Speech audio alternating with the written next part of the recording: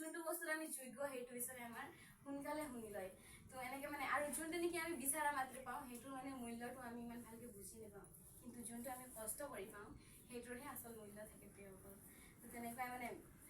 মই এনেকৈ গ্ৰহণ কৰিলোঁ মানে ঈশ্বৰক গ্ৰহণ কৰিলোঁ মই মানে তেওঁলোকৰ বাক্যৰ প্ৰতি মানে আকৰ্ষিত হ'লোঁ মানে এটাই বিশ্বাস মানে